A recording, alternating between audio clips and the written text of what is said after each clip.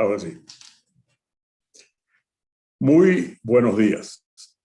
Sean bienvenidos a este foro, el cuarto durante 2021, convocado por el Instituto de Estudios Parlamentarios Fermín Toro, en alianza con la Universidad Católica Andrés Bello, que realizamos con el apoyo tecnológico de Universitas Fundación. Nuestro interés es ver las grandes cuestiones nacionales a escala humana con vocación de soluciones.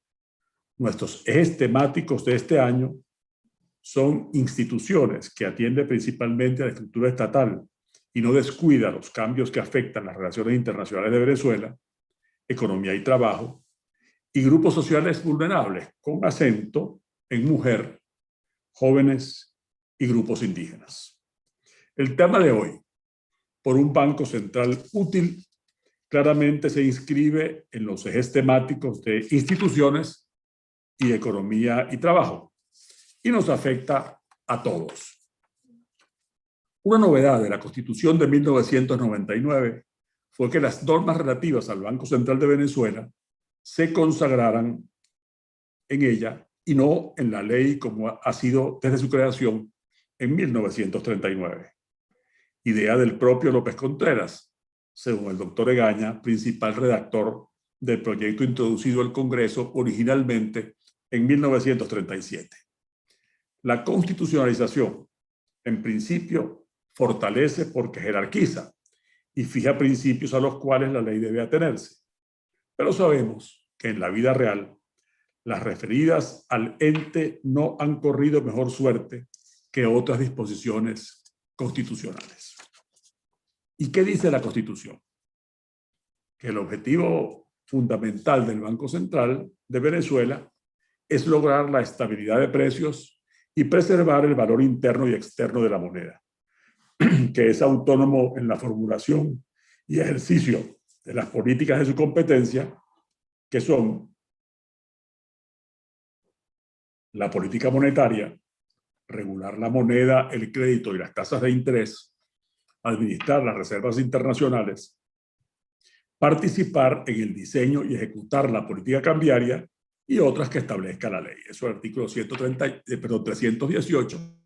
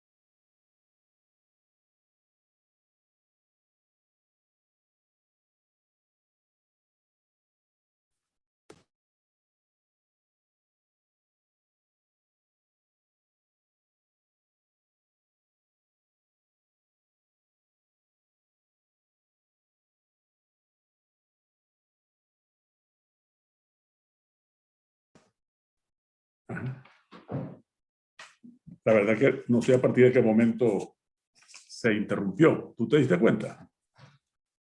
Para la pregunta que ustedes seguramente están formulándose, la respuesta está en la cotidianidad de precios al consumo, costos de producción, salario real y evaporación del bolívar como signo monetario. Las presiones al Banco Central ocurren en todas partes.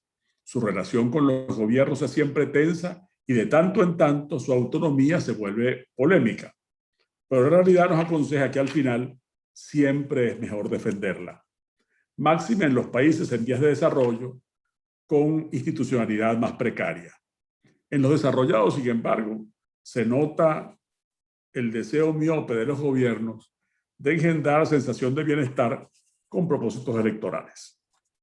Hablando de otra cosa, pero que tiene mucho que ver, uno de nuestros invitados de hoy, la doctora Ruth de Criboy, explicó en 2002 que las causas de la crisis bancaria de 1994 se gestaron por décadas, cito, derivaban del estilo tradicional de mezclar los negocios con la política y las políticas y de la debilidad de las instituciones del Estado, en este caso, la fragilidad de nuestro sistema de regulación bancaria.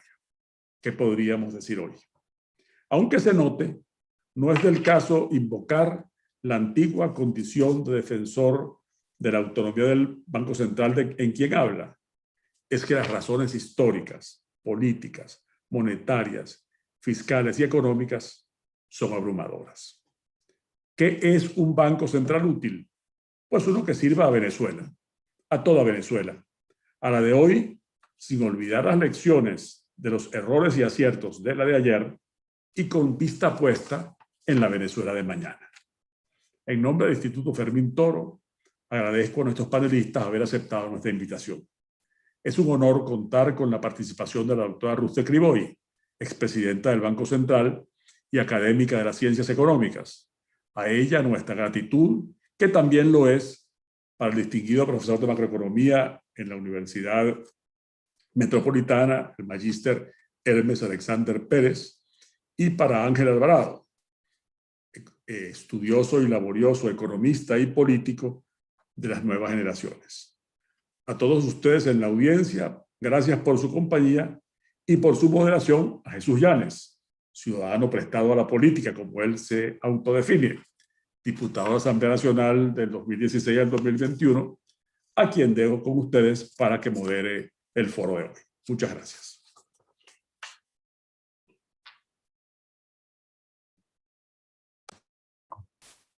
Muy buenos días, agradecido, doctor Ramón Guillermo Veledo, por esta oportunidad que me da el Instituto de Estudios Parlamentarios Fermín Toro para acompañarles en este importante foro el día de hoy sobre la utilidad del Banco Central de Venezuela. Una institución que sin duda alguna es para todos los ciudadanos de a pie, parece mentira, muy importante porque es este ente prácticamente quien está en materia de responsabilidades encargado de sopesar ese difícil arte que tenemos los ciudadanos de a pie de estirar nuestro salario o de hacer magia prácticamente para poder ir a hacer el mercado. No es menos cierto que además es sumamente grato contar con personas bastante capacitadas en esta materia, con un currículum intachable y además con ningún tipo de experimentos ni ningún tipo de improvisación. Son personas que se han preparado, que se han formado, no solamente para cultivarse como seres humanos, sino además con una vocación de servicio para Venezuela enorme. Por eso le agradezco a todos los que nos están sintonizando el día de hoy, a los ciudadanos, a nuestros conciudadanos que se encuentran más allá de las fronteras de nuestra nación, también que tendrán la oportunidad eventualmente de regresar algún día más temprano que tarde, de acompañarnos la mañana de hoy.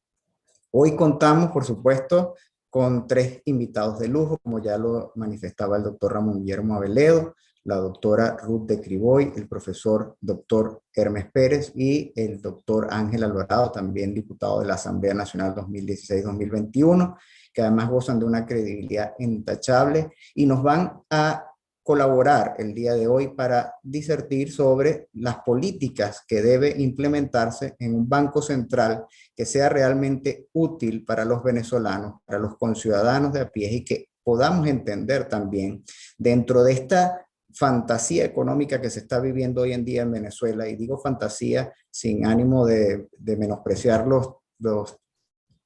la terminología técnica que pueden utilizar nuestros invitados el día de hoy, ya que prácticamente estamos viendo una improvisación necia y caprichosa que ha llevado a nuestra economía prácticamente a un declive y a un deterioro prácticamente histórico en el mundo de cómo se puede quebrar un país petrolero y millonario. Y tomando en cuenta la dinámica que tenemos, paso a explicarles que nuestros panelistas el día de hoy van a tener 15 minutos para darnos una exposición breve sobre su visión del Banco Central como institución, y vamos después de las 3 intervenciones a tener un ciclo de preguntas y respuestas en las cuales ustedes, nuestros amigos que nos están sintonizando el día de hoy, van a poder hacer y formular sus preguntas que gustosamente nuestros panelistas les van a responder. Finalmente, vamos a tener una pequeña conclusión a cargo de este humilde servidor, en la cual vamos a poder precisamente englobar lo mejor de las tres exposiciones para tener conclusiones y en cuanto a la utilidad para todos nosotros de lo que debe ser el Banco Central útil. Voy a comenzar con la enorme responsabilidad para aquellos que somos copartícipes o que somos favorables a ese término de la equidad e igualdad de género, en presentar a una persona que para mi gusto, de verdad es un honor, doctora, presentarla el día de hoy, la doctora Ruth de Criboy, no solamente porque tiene y posee un currículum intachable que además se lo ha ganado a pulso, a mérito, lo que dice aún más precisamente de esa fortaleza que tiene el género femenino en cuanto al ocupar cargos públicos. La doctora Ruth de Criboy ha sido la primera mujer magna cum laude de la Universidad Central de Venezuela en 1964. Es egresada pues de su Facultad de Economía. Ha sido profesora titular de esa casa de estudio, al igual que también ha prestado conferencias en diferentes universidades internacionales, tanto como son la Universidad de Wharton, la Penn State, Georgetown, Columbia y Johns Hopkins en los Estados Unidos. Ha ocupado cargos relevantes en la comisión en la COPRE, la famosa COPRE, que era la Comisión para la Reforma del Estado. Ha ocupado, por supuesto, la primera mujer en ocupar el cargo de presidenta del Banco Central de Venezuela, así como actualmente ocupa varios cargos de asesoría en Venezuela. Honorabilísima doctora Ruth de Criboy, agradecido por acompañarnos el día de hoy y la dejo a usted, por favor, en el uso de la palabra el día de hoy. Muchas gracias, Jesús. Muchas gracias, Ramón Guillermo y todos los organizadores de este evento y a los panelistas que me acompañan.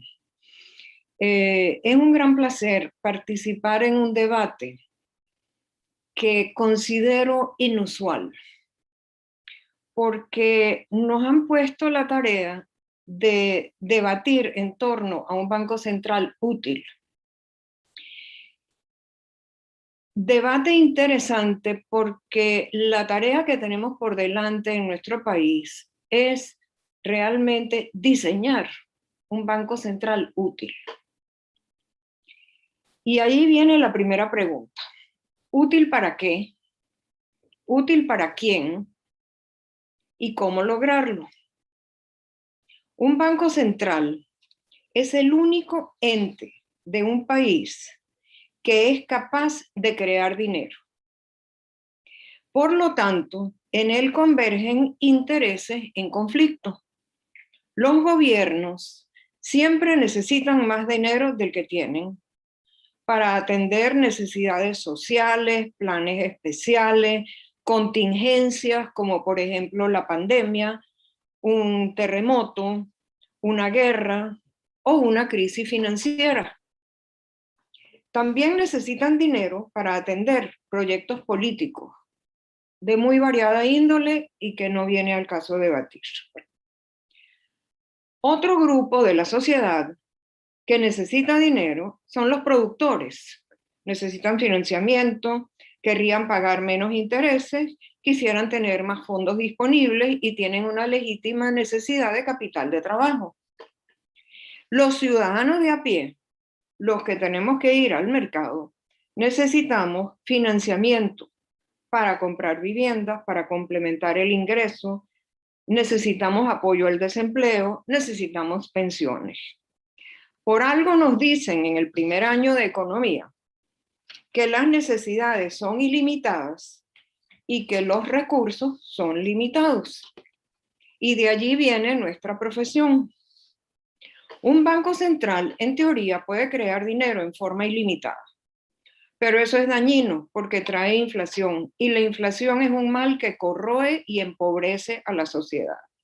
Entonces, como toda sociedad que crea instituciones, el Banco Central es una institución creada por el ser humano para organizar a la sociedad y para crear prosperidad. Y debe ser diseñado para poder cumplir mejor sus fines, como decía Ramón Guillermo, la estabilidad de la moneda, la estabilidad del sistema financiero, etc. No hay diseño perfecto, no hay un diseño único, pero sí hay principios de aceptación universal. La principal tensión que hay al crear un banco central está entre la voracidad fiscal y la capacidad del Banco Central de crear dinero. Y por eso el primer elemento a tomar en cuenta en un banco central es la gobernanza. ¿Cómo se toman las decisiones? ¿Es capaz el Banco Central de tomar decisiones con autonomía? ¿Y qué quiere decir autonomía? No lo que muchos que han tratado de desecrar el concepto de la autonomía del Banco Central dicen que es un Estado dentro del Estado y que es una pretensión absurda que haya un Banco Central independiente. No. Autonomía es simplemente la capacidad de decir que no. Porque hay muchas cosas en las cuales el Banco Central debe decir que sí. Debe apoyar la solidez del sistema bancario, debe apoyar el sistema de pagos, debe asegurarse que haya un adecuado financiamiento, pero no caer en exceso. Entonces, la constitución del directorio de un banco central implica el debate en torno a diversos principios. Uno, ¿debe o no estar el Ministerio de Finanzas en el directorio? Hay países donde está. Hay países donde no está, expresamente prohibido que esté. Y la razón no es si está o no está, es cuál es su influencia sobre las decisiones. ¿Cuáles son las causales de remoción de los directores? ¿Puede un director ser destituido porque discrepa de los criterios y políticas del gobierno? ¿Qué es lo que hay en torno a la estabilidad de la gestión de los directores de un banco central? Tercero, ¿cuáles son las competencias, las habilidades, la experiencia que deben tener los directores del Banco Central? No deben tener afiliación o activismo político para que puedan tomar mejor las decisiones. La transparencia de sus decisiones. Por eso los bancos centrales publican las actas de las reuniones de su directorio, para que haya transparencia, para que se comunique qué es lo que se ha decidido y por qué. Una cosa que no aparece en la ley, pero que es muy importante, es la solidez del apoyo técnico que reciba el directorio de un banco central. Y por eso el profesionalismo del personal técnico de los bancos centrales es tan importante. Y por eso descuella entre la administración pública en todos los países del mundo la calidad y el profesionalismo de los técnicos del Banco Central. ¿Todo esto para qué? Para que haya credibilidad en las políticas y confianza del público.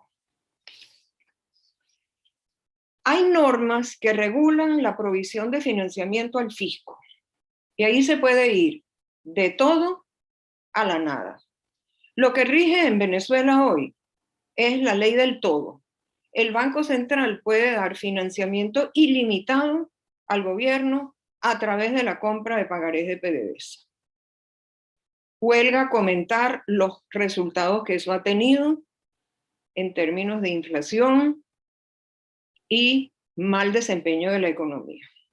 En el otro extremo está nada. Eso es poco realista y poco práctico. En el medio hay que ajustar la capacidad del Banco Central de financiar, por ejemplo, las necesidades de corto plazo de la tesorería, cosa que existía en las viejas leyes de Banco Central, cuando el Banco Central podría adquirir letras del Tesoro de corto plazo que vencían dentro del mismo ejercicio fiscal, y de esta manera ayudaba a la fluidez de la tesorería sin desajustar el sistema. También debe haber mecanismos que aseguren la provisión de fondos para el buen desempeño de la economía, y ahí entra el rol del Banco Central como prestamista de última instancia, para ayudar a mitigar la volatilidad del sistema financiero. Después está la categoría de la política monetaria, sus objetivos e instrumentos, Y lo que es en Venezuela el principal problema, que es la dominancia fiscal. Porque en Venezuela el gasto público en su mayor parte genera una expansión de la liquidez monetaria. Y el Banco Central estructuralmente tiene que estar recogiendo ese exceso de oferta monetaria. Eso tiene sus retos. Otra pieza fundamental de la fortaleza del Banco Central son las reservas internacionales, porque son la base para poder ejecutar una política cambiaria con credibilidad, cualquiera que sea, tipo de cambio fijo o fluctuante, con distintos grados de intervención, pero sin reservas internacionales no se puede hacer política cambiaria. Otra cosa, el sistema de pago. El Banco Central vela por la eficiencia y el funcionamiento del sistema de pago. Que las personas y las empresas puedan confiar que sus transacciones se van a saldar con seguridad y con efectividad. Es decir, yo entrego un bien o un servicio y recibo un dinero. Y yo necesito la seguridad de saber que ese dinero va a estar disponible en el momento que corresponde y con la libertad de uso que corresponde. Entonces, por eso es importante que no haya falsificaciones de billetes y monedas. Por eso es importante que haya un cono monetario apropiado para que uno pueda entregar un billete de 100 y recibir 50 bolívares con 54 céntimos de vuelta. Por eso es importante que el dinero digital funcione y sea bien regulado y eficiente. Por eso es importante que el dinero bancario sea confiable. ¿Y qué es dinero bancario? Los bancos. Que la gente tenga confianza en depositar su dinero en un banco y saber que el banco va por ahí responder por sus depósitos y pueda obtener financiamiento, y que al entregar un cheque o hacer una transferencia electrónica va a cumplir con su obligación. Y finalmente, la Cámara de Compensación, algo que muy poca atención merece en tiempos normales, pero que en tiempos de crisis bancaria se convierte en la clave, porque si un banco no puede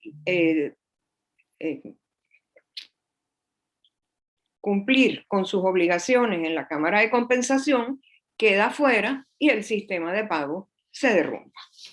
Entonces, eso nos lleva a la solidez y estabilidad del sistema bancario. No puede haber independencia de Banco Central si el sistema bancario es débil. Y la debilidad del sistema bancario fue la que acabó, de hecho, con lo que se pudo hacer en materia de independencia del Banco Central en el año 92.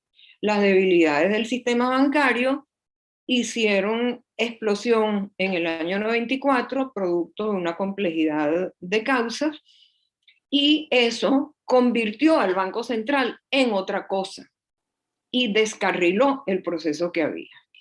Entonces, los bancos deben ser sólidos y solventes, porque son la polea de transmisión de la política monetaria y del sistema de pago.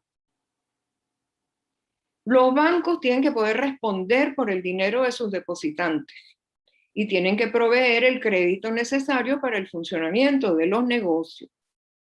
Entonces, una política como la actual política de encaje, que ahoga el crédito bancario, puede estar defendiendo la estabilidad monetaria, teóricamente, a su manera, pero está matando el rol de la banca como proveedor de crédito para el país. Para que haya solvencia y estabilidad en el sistema bancario, tiene que haber buena regulación y supervisión. Los países han atacado eso por distintas vías. Hay quienes le han dado al Banco Central la responsabilidad de supervisar a los bancos, y hay quienes piensan que es mejor que la supervisión esté por fuera. No hay solución perfecta, de nuevo. En Venezuela, históricamente, la supervisión ha estado fuera del Banco Central.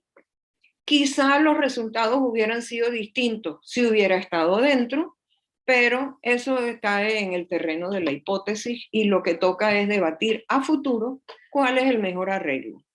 Cuando las cosas son muy complicadas y toca reconstruir la credibilidad de Banco Central al mismo tiempo que reconstruir la supervisión bancaria, quizá no es conveniente que ambos estén bajo el mismo techo, porque son dos tareas demasiado complejas. Y hay dos nuevos temas de actualidad en la agenda de los bancos centrales. Uno, la inclusión. La inclusión de las mujeres, la inclusión de los grupos raciales, la inclusión de las personas con distintas preferencias sexuales, la inclusión de los pobres.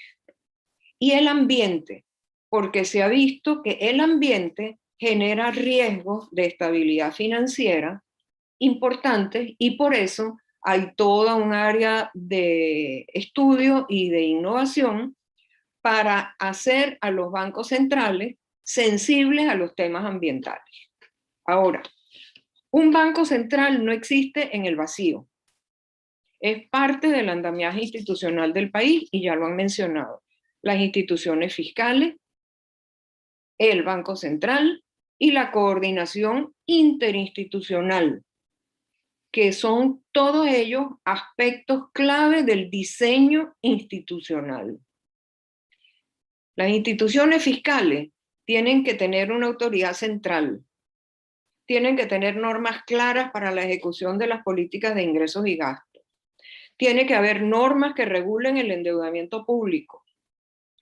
El Banco Central tiene que tener una misión clara, ámbito de actuación, sus instrumentos, etc.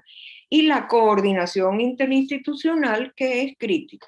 Ahora, ¿cuál es nuestra historia? Tuvimos 127 años con el Bolívar como unidad monetaria, desde 1879 hasta el 2006. En el 2007 tuvimos la primera reconversión. Surgió el Bolívar fuerte. Vivió casi 11 años. Se eliminaron 3 ceros de la moneda. En el 2018 nació el Bolívar soberano. Estamos en el 2021. Son casi 2 años y medio. La segunda reconversión le quitó 5 ceros a la moneda. Estamos a la puerta de una nueva reconversión. Y cada vez se debate que si viene, que si no viene, que si son 5 ceros, que son 3, que si es una reconversión solamente digital, pero no va a haber billetes y monedas, en fin. ¿Qué es ese debate? Una señal de que nuestro sistema monetario, de nuevo, está pasando aceite. No sirve, no cumple. Se está por eso dolarizando de una manera desordenada la economía. Detrás de todo esto está una historia de reformas legales a la ley de Banco Central que comenzó en el 2002, cuando se introdujo la posibilidad de que el Banco Central transfiriera recursos a la Tesorería Nacional sin contraprestación. En el 2005 se introdujo el concepto del nivel adecuado de reservas, que no fue sino un artificio para que todo lo que estuviera por encima de ese nivel adecuado fuera transferido al Fonden. Comenzó con 6.000 millones que se convirtieron en más de 40. Y el Banco Central nunca recibió contraprestación. Su balance terminó con un hueco gigantesco. En el 2009 se le autorizó al Banco Central el financiamiento directo a los entes públicos, sin límite de plazo ni de monto. Y ahí comenzó la compra de pagarés emitidos por el Banco Central. Esos pagarés, que en el 2002 eran el financiamiento del Banco Central, que era el 5% en el 2010, llegó a ser el 91% en el 2020. Después, se introdujeron en el 2010 la posibilidad de que el Banco Central financiara el apuntalamiento de la economía socialista comunal. En el 2014 se afinó el concepto de transferencias al Fonden, de nuevo bajo el concepto de reservas excedentarias. Y en el 2015 se redujo la capacidad de control parlamentario sobre el Banco Central y se introdujeron normas que condujeron a una mayor opacidad informativa. Producto de eso, el crédito interno neto otorgado por el Banco Central a las empresas públicas no financieras, reportado por el Banco Central, que en el 2010 fue el 16% de la base monetaria, o sea, el dinero de alto poder, llegó al 100% en el 2016. Cuando en el 2018 se desató la hiperinflación, era el 3.200%. En el 2019 subió a 3.900. Y en el 2020 llegó a 6.455. Esas cifras hablan por sí solas. Al mismo tiempo, desaparecieron las reglas presupuestarias. En Venezuela, el último presupuesto fiscal y ley de endeudamiento anual aprobado por la Asamblea Nacional, según el mandato constitucional, data del 2016. Después pasaron a ser aprobados por el Tribunal Supremo de Justicia en el 2017 y luego por la Asamblea Nacional Constituyente. Dejaron de ser publicados en la Gaceta Oficial y terminaron siendo totalmente irrelevantes. Y además no hay estadísticas fiscales desde el 2009. Las reservas internacionales fueron transferidas al Fonden y 71.000 millones de dólares en total recibió Fonden, 31 millardos de BDVSA y 40 del Banco Central. Y de eso no queda sino el recuerdo. Entonces, este foro debe servir para estimular un debate necesario en nuestro país sobre cómo lograr un banco central útil. El prerequisito de tener un banco central útil, estable, fuerte, sostenible, es que en nuestra sociedad haya dolientes de la inflación. Y nuestro país, lamentablemente, a lo largo de toda su historia, difícilmente ha tenido dolientes, es decir, grupos de intereses que busquen la estabilidad monetaria. A la sociedad, al pueblo, le conviene la estabilidad monetaria, porque la inflación lo empobrece. Pero, ¿cómo se manifiesta eso? ¿Cómo se logra que la sociedad apoye al Banco Central? Nos tocará hacer un tour por el mundo para ver cómo las sociedades que han sufrido hiperinflación terminan estando vacunadas contra los excesos de la política monetaria, los excesos de la política fiscal y lo que conduce a la hiperinflación. Y parte de la tarea es construir esa narrativa que hemos sufrido como consecuencia de la hiperinflación y cómo podemos vacunarnos contra eso. Y nos tocará dar un debate sobre la gobernanza del Banco Central, la capacidad del Banco Central de financiar al gobierno, la importancia de fortalecer las reservas internacionales y la importancia de mantener un sistema financiero sólido y una oferta de crédito estable. Y concluyo felicitando a los organizadores de este foro porque hay la mezcla de roles y de perspectivas que nos permita construir ese debate, porque ese debate habrá que darlo cuando llegue el momento. Muchas gracias. Muchísimas gracias, doctora, por esta disertación tan importante que nos ha dado la mañana de hoy. Y vamos a continuar con este ciclo de ponencias con el doctor Hermes Pérez, economista egresado de la Universidad Central de Venezuela, con diversas especializaciones específicamente en el The Economics Institute de la Universidad de Colorado, en una maestría, en un diploma, perdón, de economía avanzada, así como también cursos avanzados de negocio en el Drucker School of Graduate Management, una maestría de economía en el Claremont Graduate University y además también ha sido funcionario del Banco Central de Venezuela y actualmente es profesor de la Universidad Metropolitana. Profesor Hermes Pérez, agradecido por acompañarnos el día de hoy en nombre del Instituto de Estudios Parlamentarios Fermín Toro, y lo dejo a usted, por favor, en el uso de la palabra para que nos alimente hoy con conocimiento útil.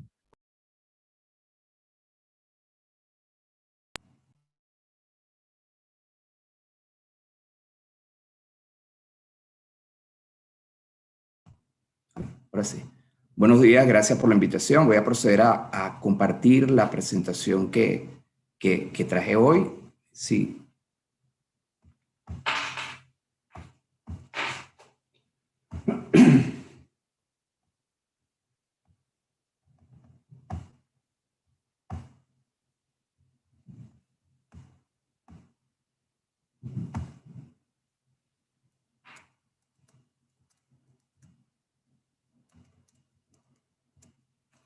Bueno, estoy complacido por esta invitación que me dio el Instituto de Estudios Parlamentarios Fermín Toro. Agradezco a todos sus miembros por esta invitación y por la oportunidad de hablar sobre este tema tan importante, por un banco central útil, el papel del Banco Central en la estabilidad de precios.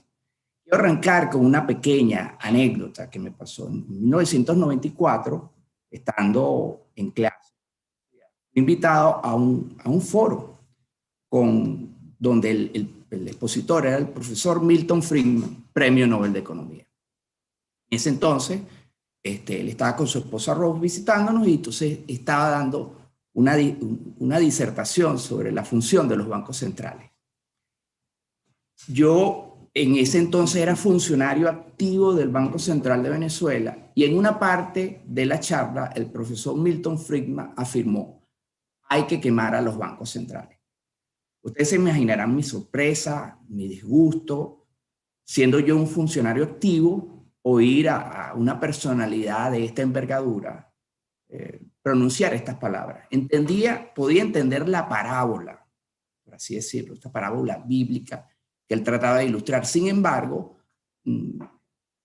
confieso que no me sentí bien por esa citada afirmación, y sobre todo lo que me preocupaba era en el fondo qué es lo que trataba de transmitir. Se entendía, uno podía entender la posición de él, que establecía que cuando los bancos centrales no hacen su función bien, se genera inflación. Pero en todo caso, esa palabra no me gustó. Y siempre, por muchos años, me quedó en la mente qué quiso decir el profesor Milton Friedman.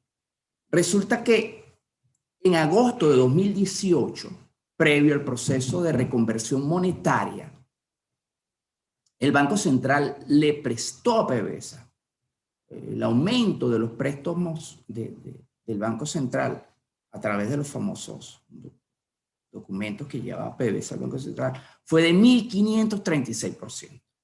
1.536%. Eso, por supuesto, tiene un impacto sobre el precio y eso fue el origen, la génesis de la hiperinflación. En ese entonces me acordé de esas palabras del profesor Milton Friedman, de esa parábola, ¿no? De no existir un banco central o de no existir un banco central que funcione bien. Entonces pasan este tipo de cosas que de alguna forma tienen impacto en la inflación, en el aumento de precios, en la caída del poder adquisitivo de las personas. Hablando de esta anécdota, entonces pasamos a ver qué ha pasado aquí en Venezuela. ¿Por qué el Banco Central ha dejado de ser útil? ¿O por qué los funcionarios que manejan el Banco Central han permitido que esta institución tan importante La génesis del proceso hiperinflacionario nace en el famoso enero de 2004, cuando el presidente de la República solicitó el famoso millardito, que por supuesto fue respondido en ese momento cuando todavía existía una institucionalidad, cuando todavía existía una arquitectura legal que permitía que el Banco Central mantuviera su autonomía, la respuesta fue que se negó, un rotundo no a esa solicitud. Me acuerdo que incluso el presidente de aquel entonces, el doctor, ahorita lo tenía en la mente, se me acaba de ir. Castellano, Diego Luis Castellano, en una carta muy educada salió diciendo por qué era inconveniente esto, y no solamente eso, sino que le respondió al presidente diciéndole, no, es que en la banca está depositada a la orden del gobierno, ustedes tienen más de 4 o 5 millardos, o sea que no necesitas este préstamo. Ese fue la génesis de este proceso. Dicho crédito en ese entonces estaría financiado a la producción agrícola del país, no se le concedió eso. Y las razones de la inconveniencia de esta medida, primero porque es ilegal, lo prohíbe la Constitución y la ley del Banco Central, es dañina porque ya dichos dólares los había comprado el Banco Central y pagó su contrapartida en bolívares. Si los vuelve a entregar, entonces se multiplica la cantidad de bolívares en la economía y eso propicia el proceso hiperinflacionario. No solamente eso, sino que la propia ley del Banco Central lo establece de manera muy clara en su artículo 37, que dice que está prohibido acordar la convalidación o financiamiento monetario de políticas fiscales deficitarias, y el legislador incluso va más allá y dice está prohibido otorgar créditos directos al gobierno nacional, así como garantizar obligaciones de la República, Estado, municipios, institutos, empresas del Estado y cualquier otro ente de carácter público mixto, para como no dejar duda que esto está prohibido. Sin embargo, a partir de enero de 2010 se inicia el proceso nocivo e ilegal de financiar a PDVSA a través de la emisión monetaria, ¿no? Y en ese entonces, hasta diciembre de 2009, los préstamos a PDVSA eran inexistentes. De hecho, si ven es una fotografía de la base monetaria, ven como de 1993 hasta 2009, el dato de empresas petroleras, que es básicamente el dinero que va destinado hacia PDVSA, fíjense cómo el valor es negativo. ¿Por qué es negativo? Bueno, porque PDVSA es la empresa que vende petróleo, recibe los dólares, se lo da al Banco Central y el Banco Central le entrega bolívares. En el proceso, mientras recibe los dólares y le entrega los bolívares, hay un desfase de 2 días, entonces generalmente el Banco Central era el que estaba debiéndole a PDVSA los bolívares por concepto de esos dólares. Fíjense ustedes que la cifra, esto debería acercarse a cero. En este caso, el hecho de que sea negativo no tiene ningún problema porque significa eso. El Banco Central está en el proceso de darle la contrapartida de los dólares a PDVSA. Es así, ese panorama cambia a partir de 2010. Fíjense cómo la cifra negativa en 2009 pasa a azul, ¿no? Entonces comienza el financiamiento, vamos a decir ilegal, del Banco Central a PDVSA, ¿no? Fíjense la cifra en azul. ¿Por qué cambia la cifra a verde? Bueno, porque esa línea que ustedes ven ahí, que era una información pública del Banco Central, a partir de 2017, en lugar de resolver el problema de fondo, que era no seguir financiando a PDVSA, lo que hicieron fue esconder la línea. A partir de 2017, la cifra ya no está disponible, aunque sí está la cifra agregada de empresas públicas no financieras que ustedes ven arriba. Pero fíjense ustedes, en 2010, el financiamiento a PDVSA se ubicó en 16% de la base monetaria. Pero vean el crecimiento que ha tenido a través de los años. 16%, 62% en el 2012, 89% en 2014. A partir de 2016 comienza algo extraño porque uno puede interpretar el 89% de cada bolívar que el Banco Central inyecta a la economía, le está dando 89 centavos a PDVSA, pero resulta que aquí de cada bolívar que el Banco Central inyecta a la economía le está dando más de un bolívar a PDVSA. Inclusive la interpretación se complica, ¿no? Pero fíjense ustedes, una vez, fíjense, el 2018, 30 veces la deuda de PDVSA es 30 veces el tamaño de la base monetaria. En 2020, 63 veces el tamaño de la base monetaria. Y la última cifra disponible, el 23 de abril, 86 veces el tamaño de la base. Una cosa insólita, inédita. El valor es tan grande que uno, si lo pone en una calculadora normal, no cabe, porque la cifra es demasiado grande. Sobre todo es inédito que se siga utilizando eso, porque eso destruye al bolívar, eso destruye la capacidad de compra, eso propicia la hiperinflación que tenemos presente, eso propicia el empobrecimiento del país. Hay que recordar las cifras de Encovi, que el nivel de pobreza está por encima del 90%, y todo eso propiciado en buena medida por este financiamiento ilegal y excesivo por parte del Banco Central.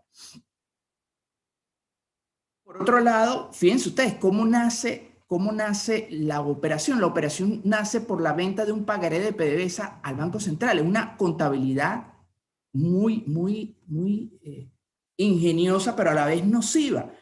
Este es el balance, el estado financiero de PDVSA. Vamos a centrarnos en el 2015 para que usted vea qué hace PDVSA. No solamente daña al Banco Central, no solamente propicia inflación, sino que incluso daña a la propia PDVSA. ¿Por qué razón? Fíjense, agarran un pagaré que tiene un valor nominal de 6.650 millones. Ojo, 4.000 en 2015 fue 4.200 fueron convenios energéticos, es la deuda de Cuba, es la deuda de Nicaragua, deuda que si la llevamos a los mercados internacionales no tiene ningún valor.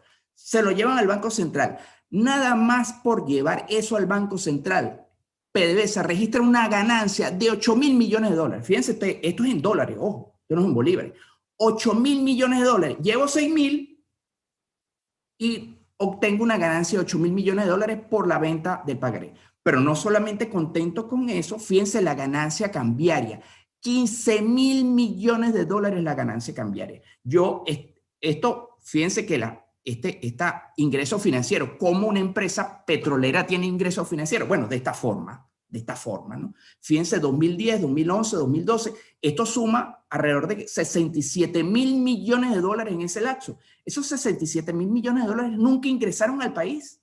Fueron simplemente producto de una pluma en un asiento contable. Yo he estado haciéndole seguimiento a esta cifra de 2011 y yo no he conseguido ningún contador especialista del tema que me explique cómo se puede justificar que un pagaré que valga 6.000 millones de dólares tenga una ganancia cambiaria de 15.000 millones de dólares.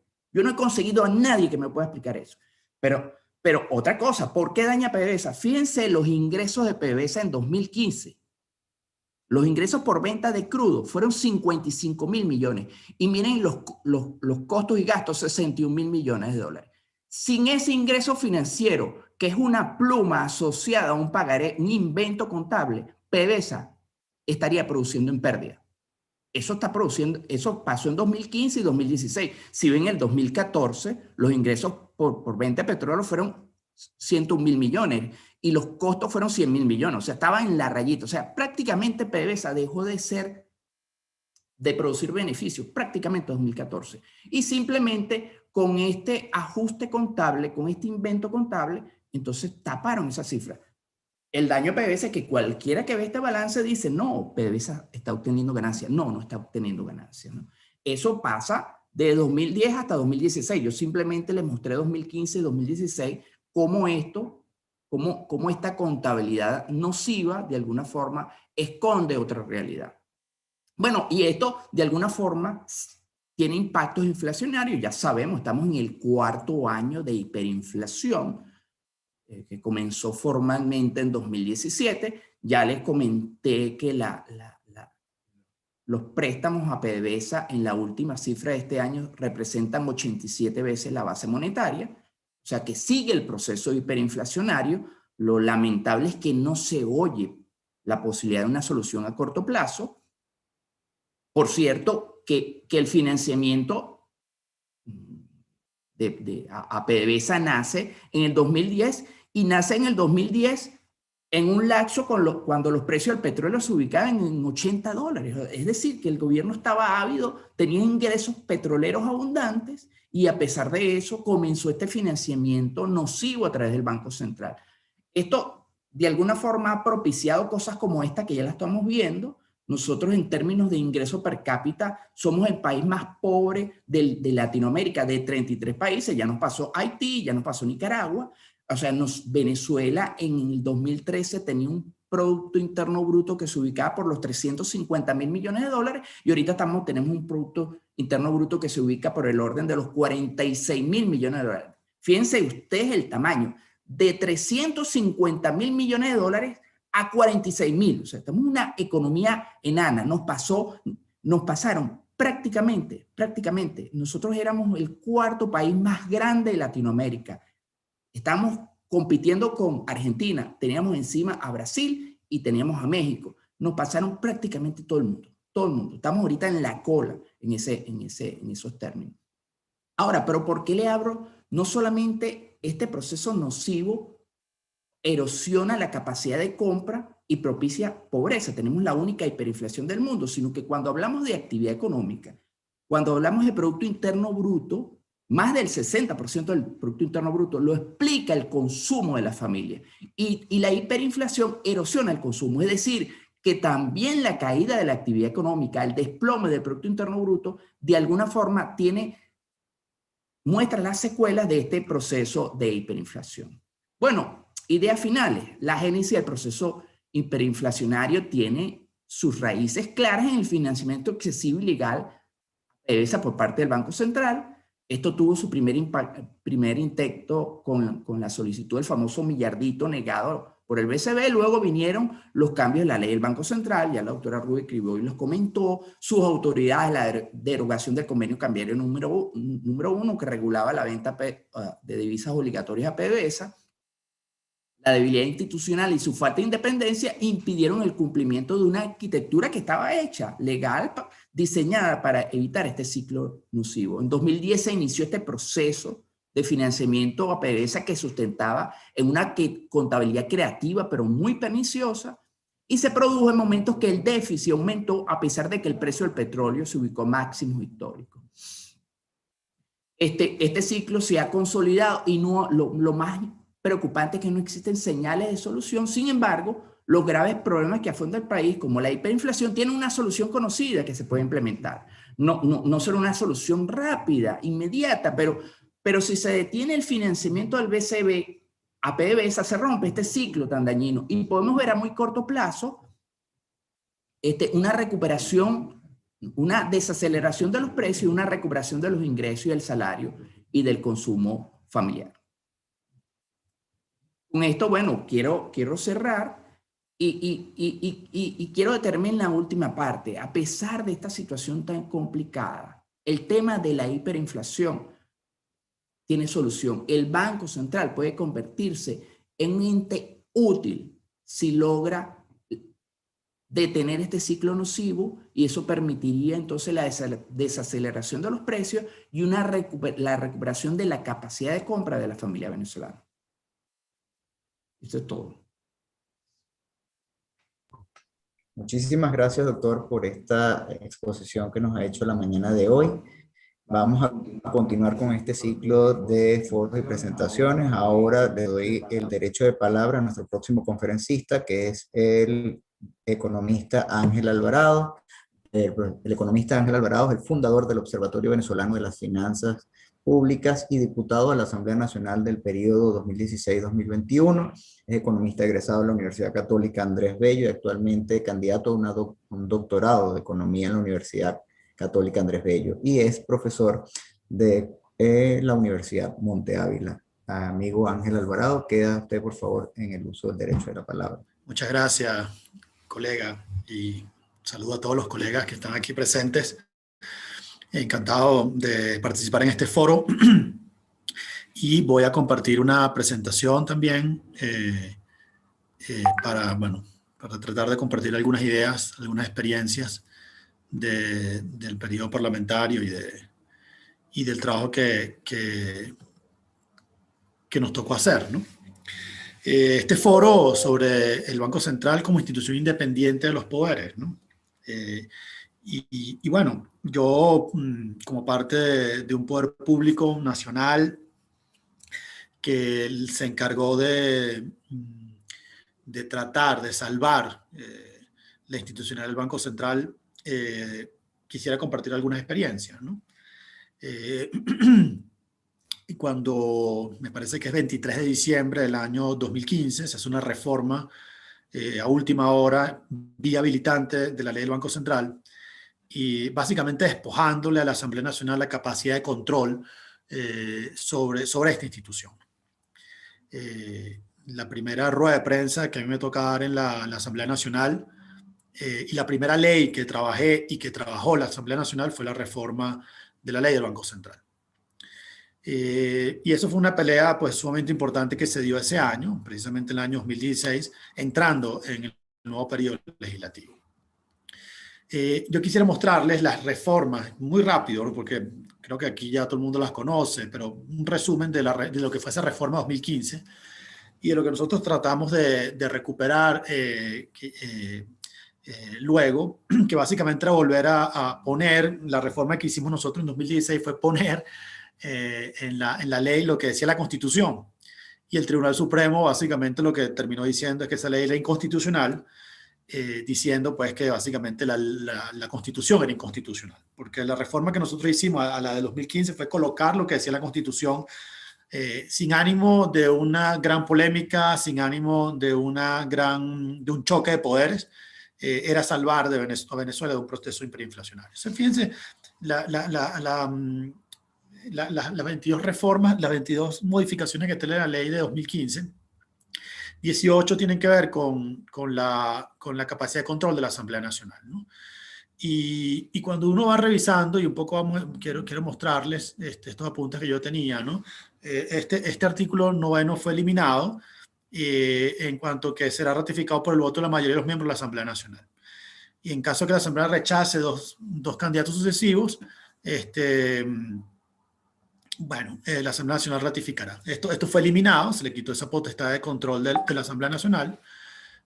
Luego, en el artículo 14 también se elimina, allí voy marcando lo que está eliminado, el presidente de la República someterá a la consideración de la Asamblea Nacional la nueva designación, fue eliminado. En los primeros 30 días de este lapso, artículo 15, el presidente de la República someterá a consideración de la Asamblea Nacional la designación, fue eliminado.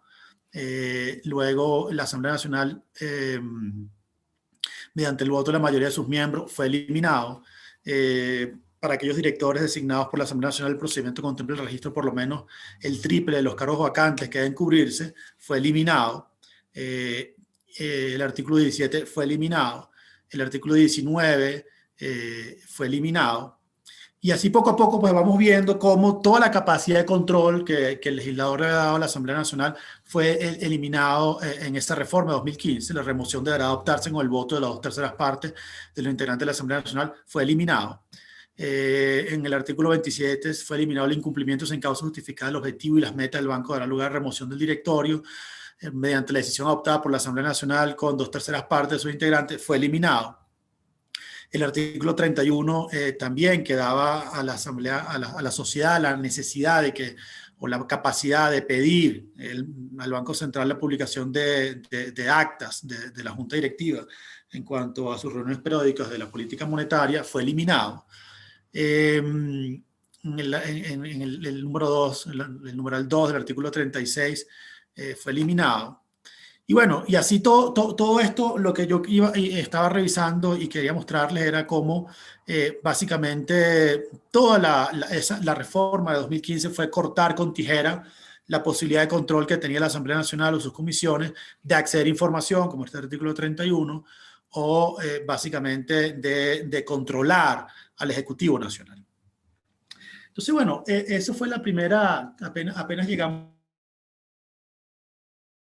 a la Asamblea Nacional en enero de 2015, me tocaba una rueda de prensa con el diputado Guerra, este es el extracto de la nota de prensa, y bueno, básicamente lo que nosotros allí dijimos y que yo destaqué era que estamos al borde de un abismo económico, Venezuela está claramente al borde de una hiperinflación, y bueno, estando al borde del abismo, esta ley, la reforma 2015, era un paso al frente, ¿no?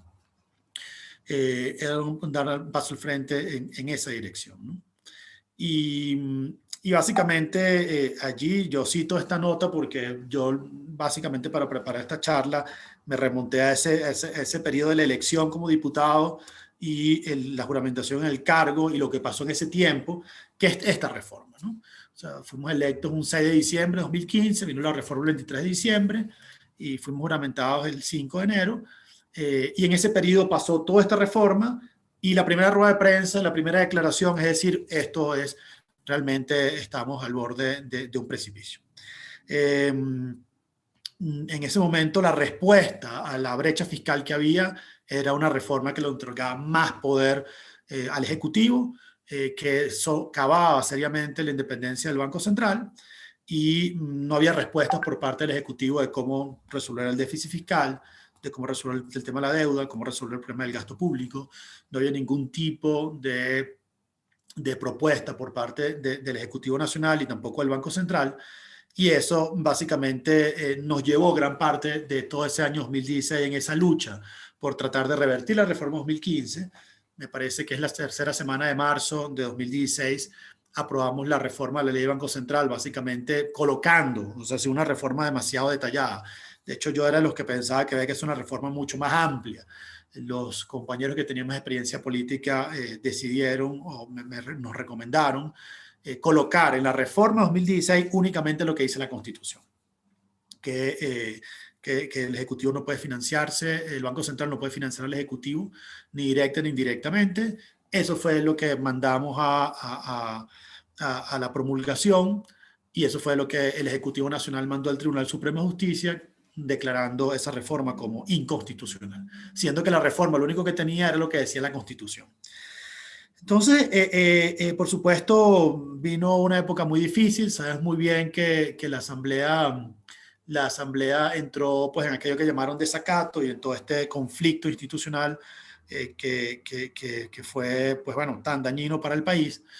Y el origen fue la reforma de la ley del Banco Central. Y el origen fue la reforma 2016 que hicimos nosotros y la reforma 2015 que se hizo vía ley habilitante para otorgar amplios poderes al Ejecutivo Nacional.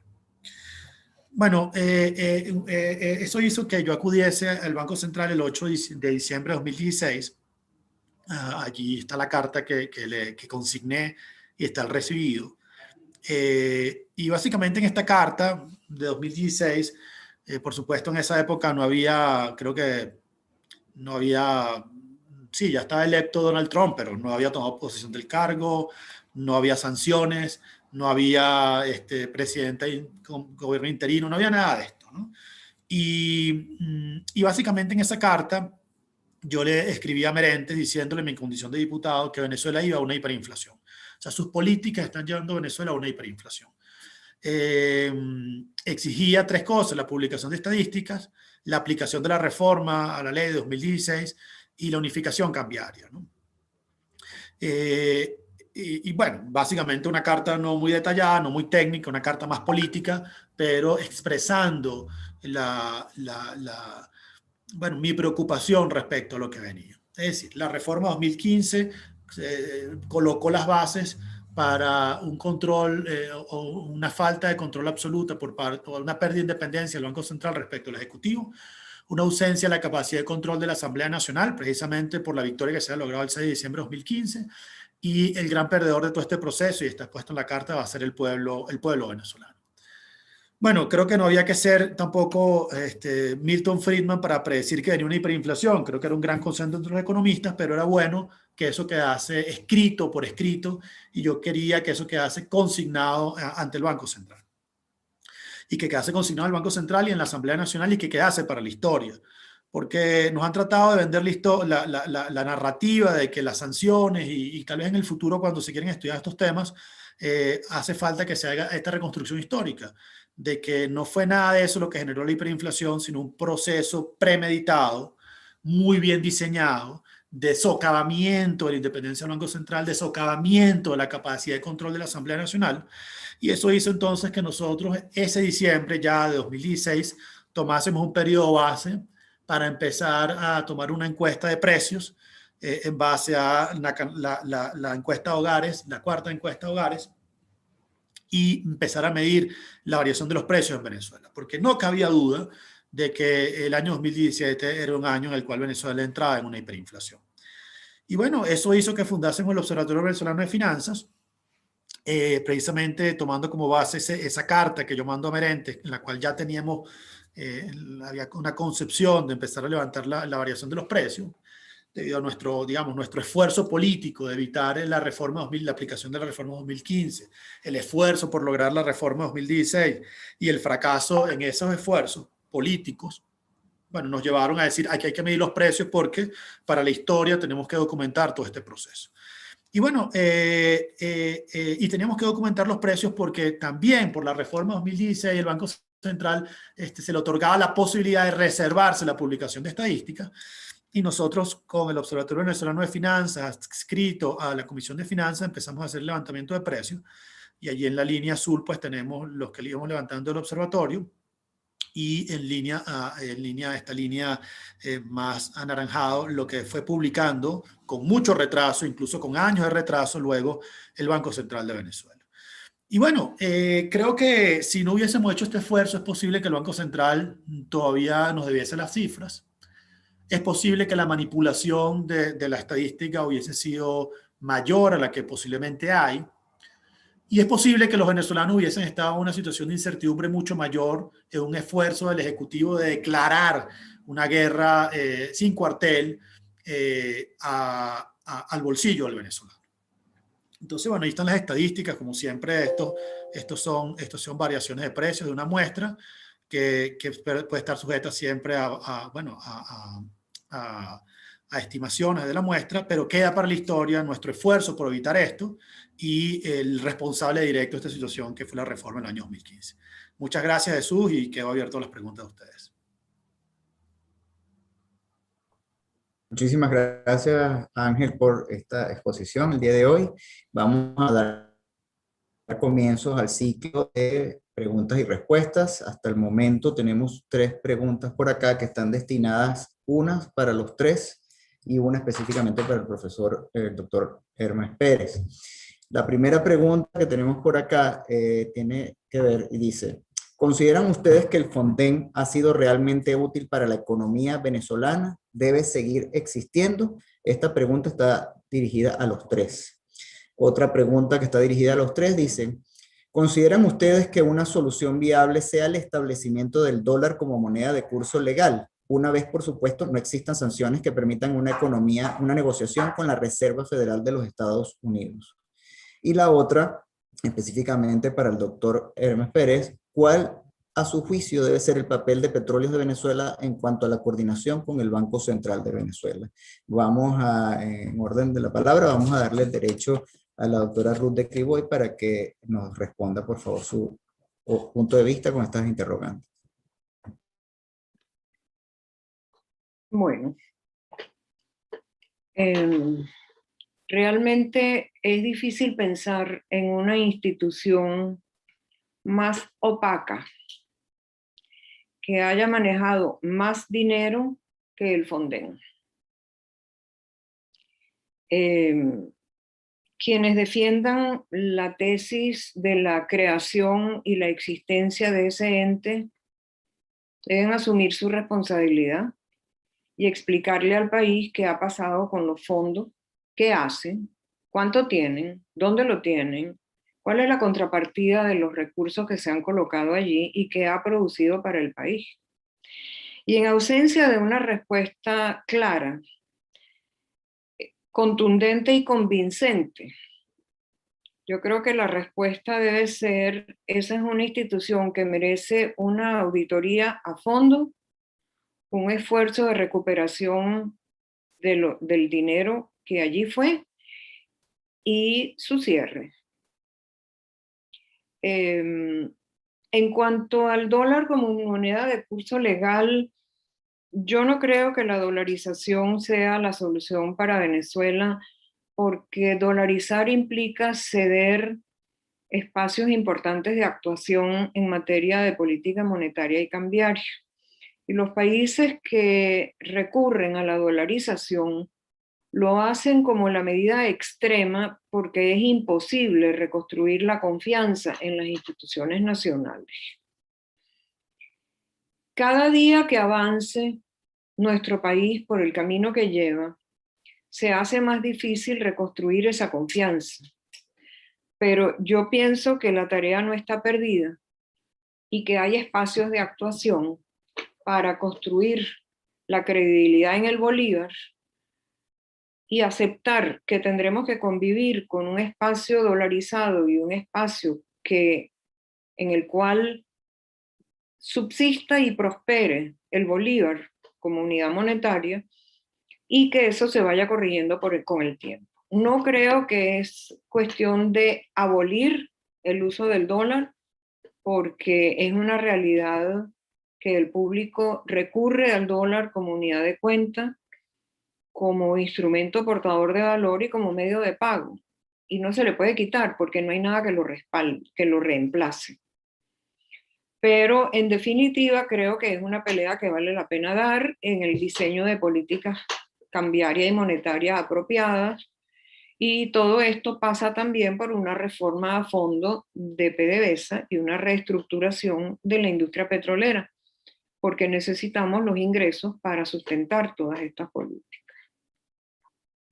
La tercera pregunta no me toca, se la dejamos al profesor Hermes Pérez. Sí, muchísimas gracias, doctora. Profesor, doctor Hermes Pérez, por favor.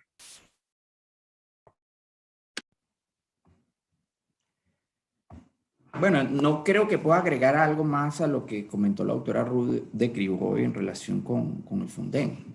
Lo único que podría decir es que la caída más importante que tuvo las reservas internacionales del país fue cuando hubo una transferencia de fondos al Fonden, y yo creo que lo más importante es realizar una auditoría sobre qué pasó sobre esos fondos, pero no tengo nada que agregar. En relación con la dolarización, efectivamente yo no era muy propenso a la dolarización, ¿no? Sin embargo, debo reconocer una conversación que tuve con José Guerra, que tampoco era muy favorable al tema de la dolarización, pero que me puso a dudar. Él me comentaba que es algo muy importante. Tenemos nosotros hiperinflación 2017, 18, 19, 20, 21, 4 años y contando. Hemos tenido una caída, una desvalorización brutal del bolívar. Entonces, seguir utilizando el bolívar desde el punto de vista de las expectativas de las personas en cualquier programa de recuperación económica, debemos reconocer que el bolívar entonces tiene un peso en el ala. O sea, para efectos de la recuperación, cualquier persona que esté tratando con el bolívar lo va a asociar a esa moneda que destruyó su capacidad de compra, que destruyó sus ahorros, que propició, que se vio inmerso en la crisis económica más grande de cualquier país en el planeta. Entonces eso es un elemento que hay que considerar, y que esa consideración que hizo José, que me dio José Guerra, me puso a pensar, porque estamos hablando de el día después, que cuando comencemos la recuperación sería retomar el bolívar. Y entonces el bolívar tendría esa característica. Para todo lo que hemos vivido este proceso tan duro, lo que estamos aquí, lo que se han ido, el bolívar no es sinónimo de éxito, sino sinónimo de fracaso. Es un elemento que hay que considerar, y entonces por eso me hace pensar en la posibilidad de la dolarización. Yo trabajaba en el piso 1 de la sede del Banco Central. ¿Por qué les comento eso? Resulta que abajo está el Museo de Numismática del banco. Y un amigo mío es que daba las charlas en ese museo sobre la historia de la moneda nacional. Y a veces, en algunos recesos, yo salía y oía esas charlas tan emocionadas de esa persona hablando del bolívar, de la historia, de su realengo. Y él decía, ¿ustedes creen que algún día vamos a dolarizar con esa historia tan magistral, teniendo esta moneda que tiene un bagaje tan importante? Y efectivamente yo coincidía con él en ese momento. Yo decía, no, aquí imposible. Sin embargo, ahorita me crea dudas.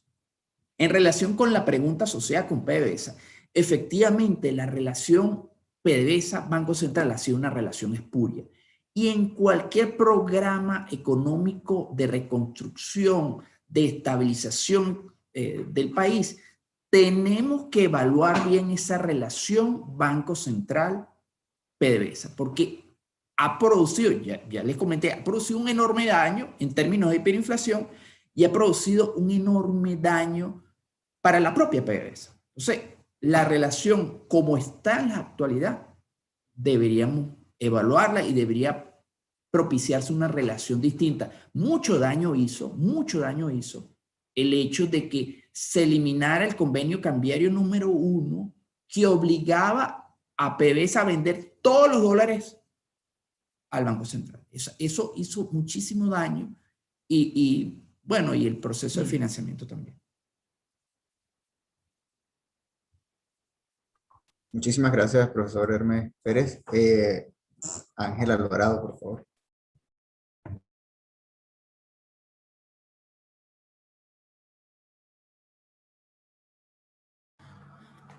Muchas gracias, Jesús. Bueno, creo que es difícil agregar algo nuevo, ¿no? Lo que ya ha sido dicho. Yo voy a contarles dos anécdotas, ¿no? Una, yo cumplo año el 14 de noviembre y cuando el 14 de noviembre yo estaba en Berlín y tomo el periódico, el Financial Times de ese día, la portada del Financial Times del 14 de noviembre de 2017 era Venezuela en default, ¿no? La portada de ese día, digamos, con eso me levanté, eso fue mi regalo de cumpleaños, ¿no? Algo que ya veníamos previendo. Y precisamente ese noviembre de 2017 fue primera vez que la variación de precios sobrepasa el 50%. Y es que son dos caras de la misma moneda, ¿no? El default interno, que es la hiperinflación o la inflación desbordada, y de la cesación de pagos interna, y la cesación de pagos externa, el default de deuda, ¿no? Que es lo mismo, ¿no? Entonces, yo veo aquí en el chat varias preguntas sobre qué hacer, qué se puede hacer, cómo se resuelve el problema de la inflación o la hiperinflación. Al final, Friedman decía que la inflación es un fenómeno monetario, pero la hiperinflación es un fenómeno de origen fiscal. Digamos, lo que estamos viviendo en Venezuela, desbordamiento de los precios, es un problema de origen fiscal muy profundo. Y bueno, no es simplemente reforma a la ley del Banco Central, sino que requiere reformas o resolver el problema del déficit fiscal muy serio que tiene el país, ¿no? Es un poco como marco, viendo las preguntas que está haciendo la gente, fundamental, ¿no? Si tuvieses un déficit fiscal muy grande, como lo empezaste a tener, como lo ha dicho Hermes Pérez, ¿no? Y la ausencia de estadística, como lo ha dicho la doctora Criboy. Bueno, estas dos cosas son como que el cóctel que llevó a la hiperinflación. Entonces, si el Banco Central hubiese sido independiente, autónomo, bueno, básicamente se hubiese plantado y no hubiese financiado el Ejecutivo tuviese tenido que hacer reformas de alguna manera, ¿no? Tal vez eso es lo que nosotros buscábamos en el año 2016, y ya en ese año 2016, yo hablando con el jefe de la fracción de la bancada de la patria, que así se llamaba, yo le decía, mira, a usted no le queda otra opción que ir al Fondo Monetario Internacional, digamos. Entonces él me decía, bueno, pero eso socava seriamente la soberanía nacional. Bueno, 5 años después terminaron el Fondo Monetario Internacional, en marzo de 2020, con una carta del ministro de Finanzas, ¿no? Pero en ese momento que nosotros tratamos de llevarlo a ese camino político, y todo nuestro esfuerzo político en esa dirección, es decir, baja una hiperinflación, vamos al Fondo Monetario Internacional, no nos metamos en esto, preservemos al Banco Central, pues nada de eso se pudo, ¿no? Y esto no es que, ahorita que está tan de moda el diálogo, no eran diálogos formales, esto es lo que uno hablaba allí en el pasillo del hemiciclo y lo que uno hablaba mientras empezaba la sesión, que yo estaba muy preocupado por esta situación de la hiperinflación que venía. Y finalmente, con respecto a la dolarización, una vez que Venezuela entra en hiperinflación, en octubre-noviembre de 2017, yo escribo un artículo diciendo que, bueno, ya que entramos en esta hiperinflación y no vamos a salir en el corto plazo, y en ese momento se criminalizaba el uso de divisas, es decir, tú llevas $100 en el bolsillo y la policía de cualquier municipio del país te podía meter preso, o sea, era ilegal, era un delito, era un crimen, ¿no? Tener dólares en el bolsillo. Entonces, yo escribo un artículo en el cual yo abogaba por la libre circulación de moneda, es decir, que básicamente es la propuesta de Hayek del año 78, ¿no? De la desnacionalización de la moneda. Es decir, que las monedas compitan, ¿no? Y dejar a la gente que escoja una moneda. Y básicamente lo decía porque está al venezolano dejándolo con la única opción de usar el bolívar, le ibas a empobrecer por completo, y el ciudadano tiene derecho a defenderse, tiene derecho a preservar el fruto de su trabajo. Y por eso yo escribí ese artículo que debe estar por allí, en la cual yo decía, bueno, que se permita la libre circulación de moneda. Como la libre circulación de moneda está prohibido constitucionalmente, porque la moneda de curso legal es el bolívar, y yo era parlamentario y he jurado cumplir la Constitución. Bueno, básicamente allí lo que yo planteaba en el artículo es tolerar la libre circulación de monedas. Y bueno, eso fue lo que terminó ocurriendo. La gente empezó a protegerse de este huracán inflacionario con bolívares, pesos, euros, dólares y con lo que viniese, y esa tolerancia se mantiene. Yo creo entonces que Venezuela va a mantenerse, yo creo que jurídicamente tiene que mantenerse durante un buen tiempo, como ha dicho la doctora Criboy, con una libre circulación de monedas. No puedes abolir el uso del dólar, tampoco puedes imponer el uso del bolívar con todos los argumentos que se han dicho. Y una vez que rescate la institucionalidad del Banco Central, que se sanen las cuentas fiscales del país, el bolívar empiece nuevamente a competir por tratar de ser una moneda que pueda ser de uso de los venezolanos y poco a poco entonces recuperar el espacio que tiene, pero no es un espacio que va a recuperar de manera impuesta, sino básicamente con una institucionalidad que compite con la institucionalidad de los otros bancos centrales.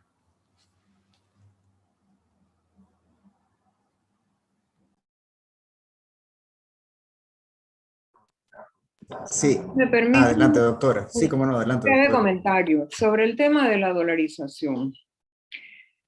Acordar la dolarización no es una panacea, porque no es irreversible.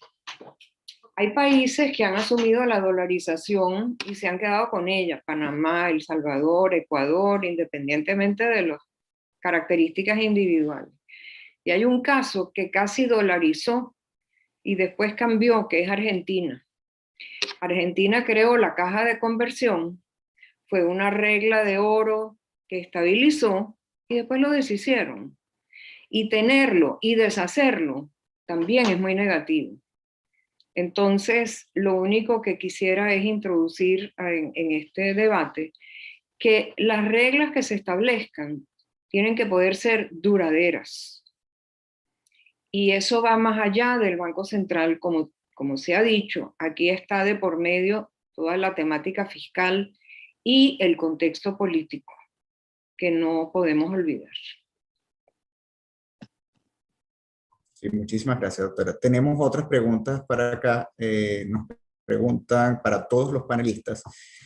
Dicen, ¿qué medidas urgentes deberían tomar en el Banco Central de Venezuela por la actual administración, que es poco probable que las tome, para bajar la velocidad y controlar la hiperinflación? De igual manera, nos preguntan por acá, ¿ustedes creen que es pertinente restituir el Fondo para la Estabilidad Macroeconómica? Y nos preguntan por acá, llevamos 3 años y seguimos en hiperinflación. ¿Qué consideran ustedes que les falta al programa económico? Doctora Criboy, por favor, si es tan amable.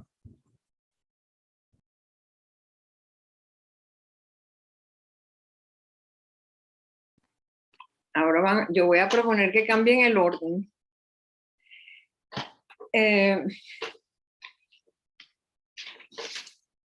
Vamos de lo último a lo primero. El gobierno ha estado desacelerando el gasto fiscal y ha frenado el crédito bancario y seguimos en hiperinflación. ¿Qué le falta al programa económico? Eso solo, la desaceleración del gasto y el freno al crédito bancario no frena la hiperinflación, porque detrás de la hiperinflación está el desequilibrio fiscal, está el tema de las expectativas y está el tema cambiario. Al programa económico realmente le faltan muchos ingredientes adicionales y le falta sentido, le falta dirección, le falta abordar el tema del crecimiento económico, le falta abordar el tema del financiamiento. Y las medidas, los pañitos calientes por partes lo que hacen es agravar la recesión. La desaceleración del gasto y el freno al crédito bancario no son sino dos partes visibles del problema, y no se está viendo el tema del financiamiento del Banco Central al gobierno y el terrible problema fiscal. Además de todo el marco regulatorio que inhibe la inversión, que vulnera los derechos de propiedad y que no permite visualizar cuáles son las anclas para las expectativas. Venezuela opera sin ancla fiscal, sin ancla monetaria, sin ancla cambiaria.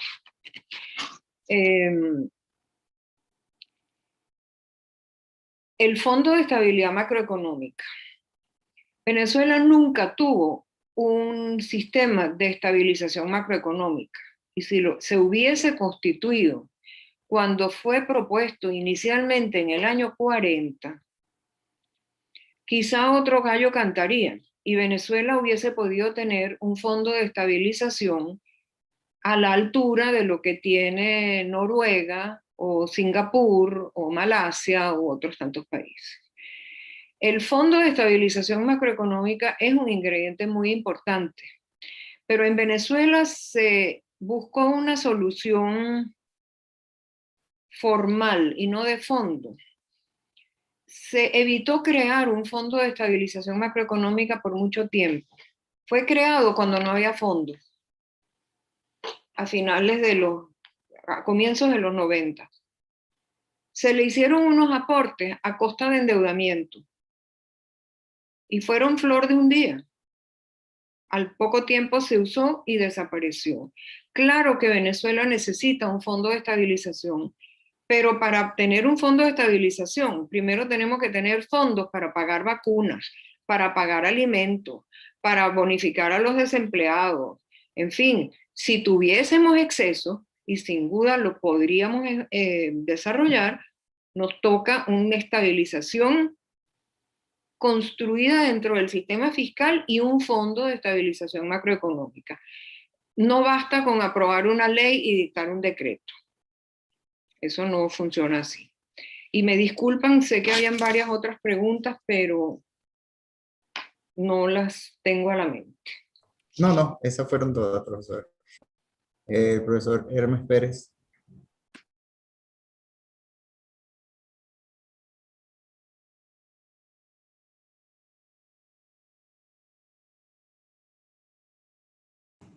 Ok, ahora sí, estaba habilitando el micrófono.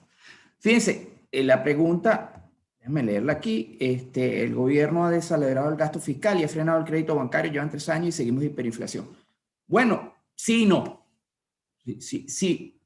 Por ejemplo, si nosotros vemos la evolución de las reservas excedentes bancarias, que es una proxy al aumento de la liquidez, y evaluamos todo el año 2020, a partir de finales de octubre y hasta inicios de diciembre, previo al proceso electoral, la liquidez excedente creció 20 veces. No que creció 1%, ni 10%, ni 50%, ni 100%, ni 200%. 20 veces. Eso fue previo a las elecciones de diciembre. Entonces, decir que el gobierno ha desacelerado su gasto fiscal, sí, bueno, cuando le conviene, cuando ha querido. Pero en ese lapso, finales de octubre, principios de diciembre, la liquidez excedentaria en poder de la banca aumentó 20 veces con una intención que todos lo conocemos. Ojo, no es extraño que los gobiernos en los ciclos electorales de alguna forma aumenten el gasto. No es algo extraño. Lo extraño es que lo hagan 20 veces. O sea, en la magnitud. Por eso vimos, de alguna forma, si nosotros tomamos, por ejemplo, las cifras del Observatorio Venezolano de Finanzas, vemos, si analizamos la hiperinflación acumulada en los primeros meses del año y la comparamos con la del año pasado, vemos que la hiperinflación en enero, febrero y marzo, en enero y febrero por lo menos, fue mayor que la del año pasado. Entonces, eso es un elemento esencial. A mí lo que me preocupa en este caso es que no estamos viendo, no se oye ningún esfuerzo por alguna medida asociada con el combate de la hiperinflación. Estamos, como lo comentó Ángel Alvarado, estamos en default desde 2017, 18, 19, 20, 21. Estamos en el 4º año de default y aquí no se oye nada. No que hay un comité de negociación de la deuda. Ojo, nosotros nos quitan las sanciones mañana y estamos cerrados. Tenemos cerrado el acceso a los mercados financieros. el Banco Central no tiene acceso al sistema SWIFT, no tiene bancos corresponsales, la banca pública no tiene acceso al sistema SWIFT, a bancos corresponsales, y básicamente esto por el default. Inclusive hemos perdido el know-how, cómo hacer las cosas, porque después de tanto tiempo que no hacemos operaciones SWIFT, seguramente uno se le olvida, tiene que pasar por lo menos 6 meses aprendiendo de nuevo. Entonces es una situación, sobre todo lo que me preocupa es que no hay una discusión abierta de qué cosas se pueden hacer para solventar estos problemas graves. Nosotros pareciera que estuviéramos viviendo no sé, en una cosa. Venezuela tiene la crisis económica más grave que en el planeta Tierra hoy por hoy. Y si seguimos así, se va a convertir en la crisis económica más grave que ha existido en la historia del planeta. El director del hemisferio occidental del Fondo Monetario Internacional, el doctor Werner, comentaba que cuando revisaba las cifras de la caída de la actividad económica y revisaba las cifras del Fondo Monetario Internacional de 196 países, dice, no consigo una caída tan brutal como la que ha tenido Venezuela. Y uno puede agregar, una caída tan brutal y en un escenario que no se está haciendo nada. ¿Qué se está haciendo para recuperar la actividad económica? ¿Qué se está haciendo para impedir la aceleración o la continuidad de la hiperinflación? Entonces, eso es lo que más me preocupa, sobre todo en el caso del tema que nos aborda, que es el Banco Central, el hecho de que el financiamiento, entendemos que el problema del financiamiento monetario tiene una raíz fiscal, ¿no? Entre comillas, porque este financiamiento del Banco Central inició cuando los precios del petróleo estaban en casi $80 el barril. O sea que había dinero para tirar para el techo. Había dinero abundante. Nos comimos los 42.000 millones de dólares de reservas internacionales. Venezuela recibió ingresos petroleros que estaban por el orden de los 2.000 billones de dólares.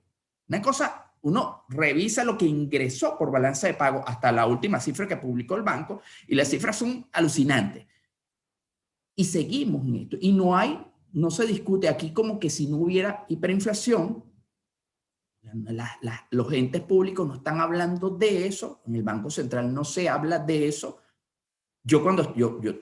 Ojo, yo no disfruto hablar así del Banco Central. Yo no disfruto eso. Yo estuve 31 años en el Banco Central. Me casé en el Banco Central. Mis hijos nacieron en el Banco Central. Mis amigos, mis conocidos están en el Banco Central. Pero es lamentable que una situación de esta pase y que pase por una institución tan importante como esta. Simplemente, si se detiene el financiamiento excesivo, la inflación o la hiperinflación va a perder fuerza. Vimos un ejemplo, lo tuvimos en marzo de este año. Pago de impuestos, cae la liquidez por ración estacional y fíjense que vemos inmediatamente en un mes, vemos cómo se aceleran los precios. Es decir, que si nosotros tomamos medidas en el ámbito monetario, en el ámbito del Banco Central, y simplemente al reducir el financiamiento ilegal y excesivo, vamos a tener casi de inmediato una desaceleración de los precios y eso va a permitir que el golpeado ingreso de las familias venezolanas se recupere a muy corto plazo. Entonces, el diagnóstico está claro, la solución, por lo menos en este ámbito, en el ámbito del Banco Central, está clara, simplemente falta que se implemente la solución. Muchísimas gracias, profesor Hermes Pérez. Colega Ángel Alvarado, por cierto. Colega Ángel, hay una pregunta para ti directo para que aproveches de responderla y luego pasamos entonces ya hacia las conclusiones, donde le preguntan si es posible tener un sistema económico exitoso sin un banco central.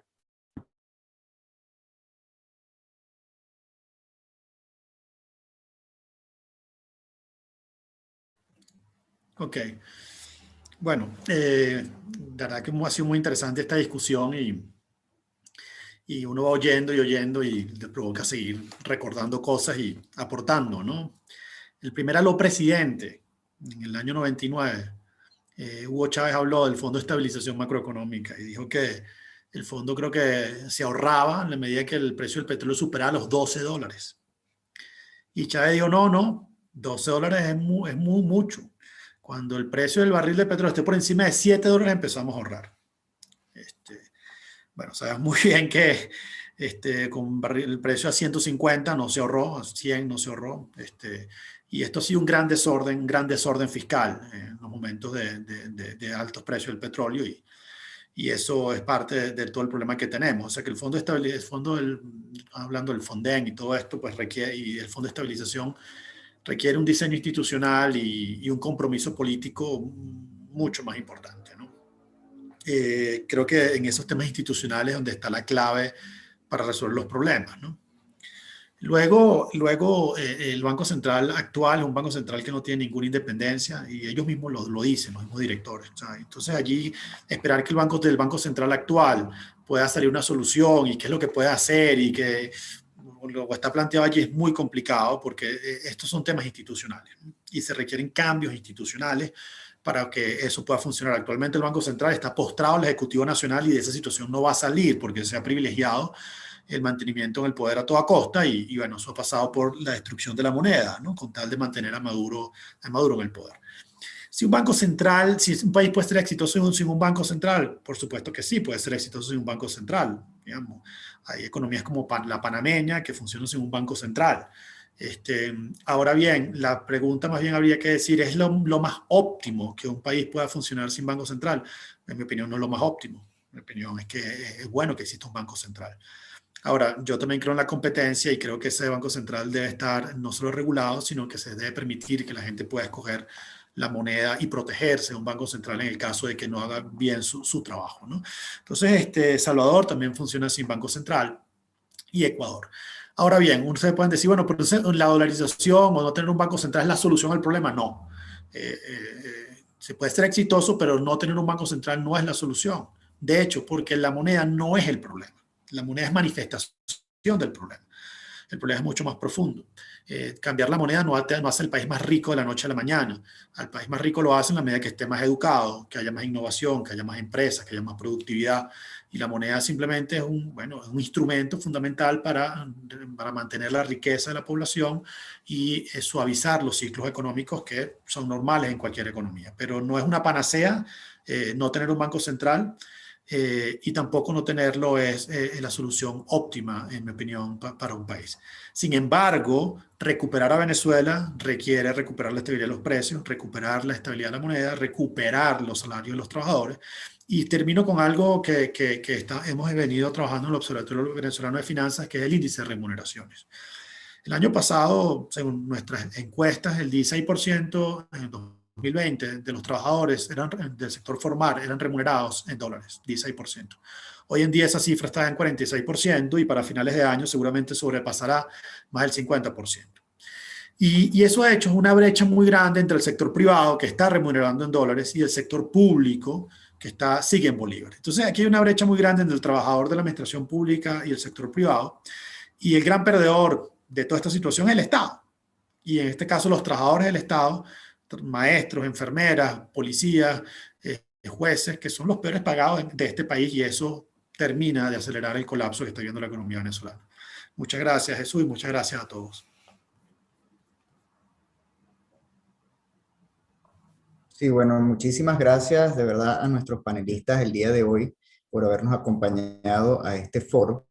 Y yo me voy a tomar el atrevimiento de comenzar pidiéndole disculpas a todos los que nos están sintonizando el día de hoy, porque yo no soy economista, yo soy abogado. Sin embargo, me corresponde dar, como quien dice, unas conclusiones en cuanto al tema que hemos tenido el día de hoy tan interesante, porque además no solamente que es interesante, sino importante. ¿Por qué es importante? Porque obviamente va a regular lo que a todos los ciudadanos comunes que hacemos vida en este país nos afecta, que es el bolsillo, cuando no tenemos la capacidad de siquiera de estirar nuestros ingresos.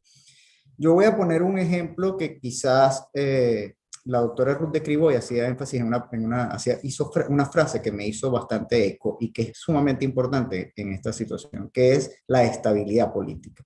La economía siempre de una u otra forma va a ir ligada a la estabilidad política, a la estabilidad y a la confianza que tenga una nación. Y sin duda alguna hay ejemplos en el mundo de la importancia de la estabilidad política. El Brasil sufrió una crisis financiera bastante fuerte cuando hubo el famoso efecto Samba, desde el punto de vista de economía, cuando le correspondió a Fernando Henrique Cardoso asumir la presidencia de la República Federativa del Brasil.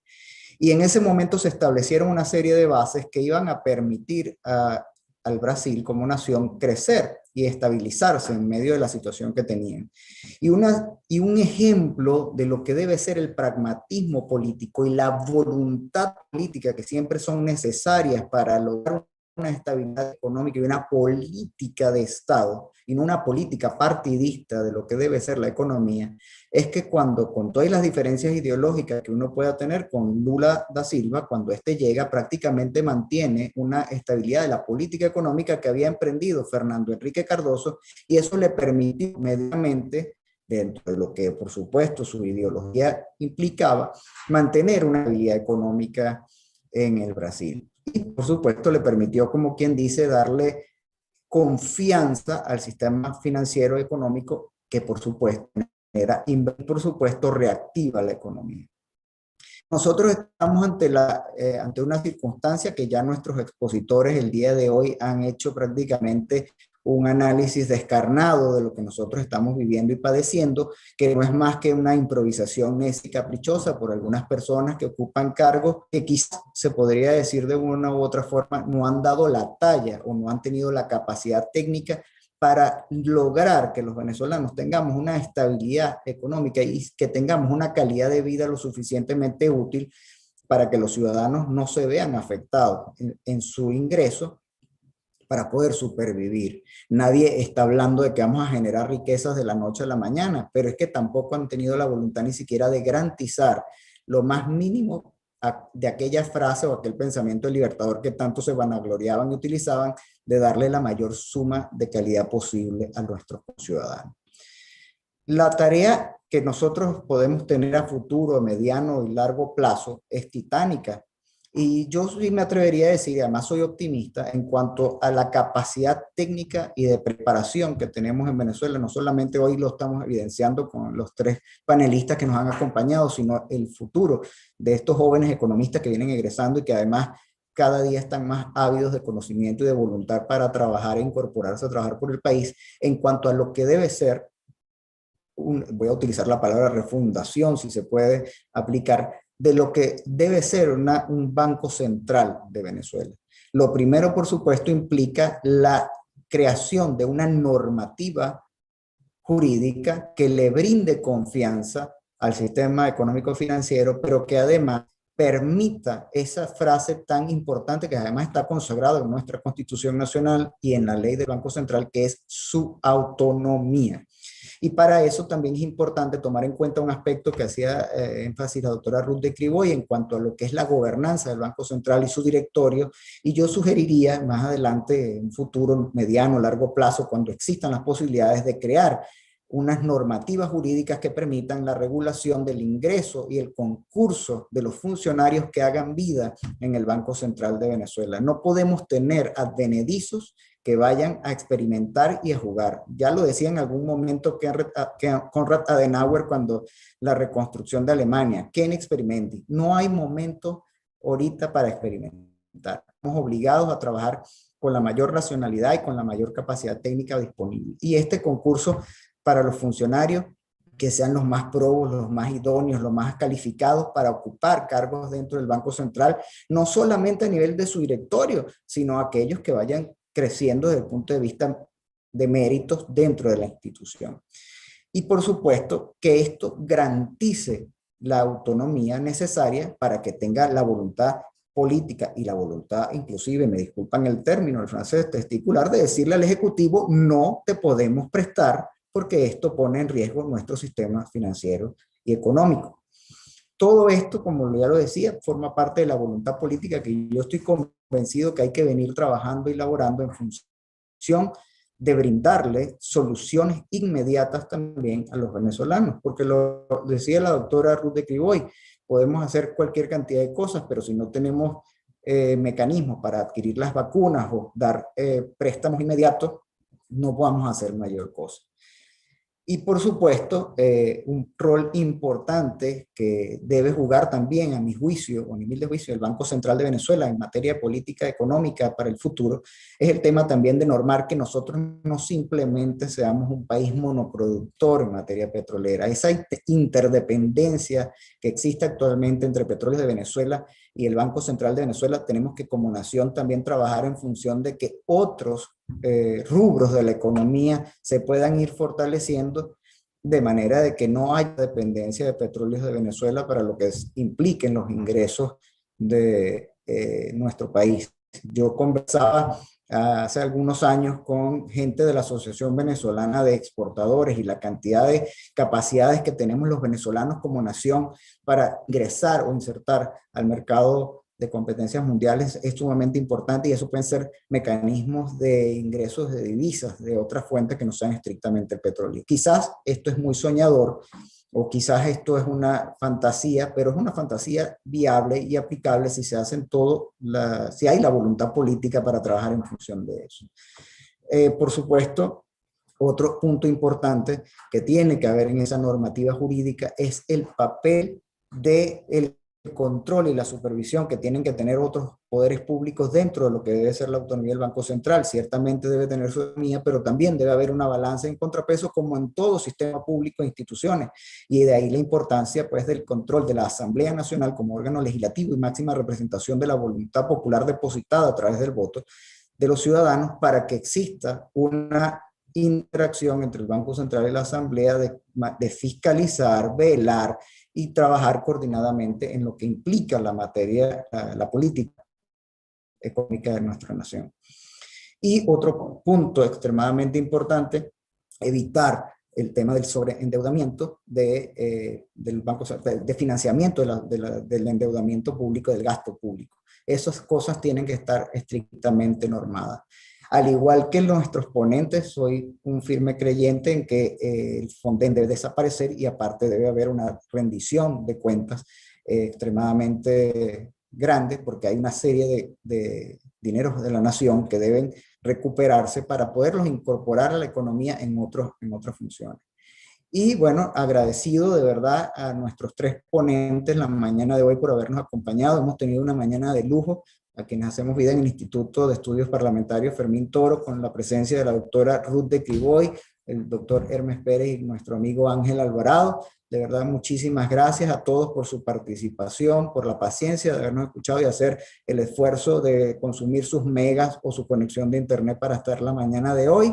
Y agradecidos una vez más en nombre del doctor Ramón Guillermo Aveledo, presidente de este instituto, e invitarlos de una vez para que nos acompañen a próximos eventos que vamos a estar anunciando en distintas materias y áreas de necesarias para nuestro país. Muchísimas gracias a todos.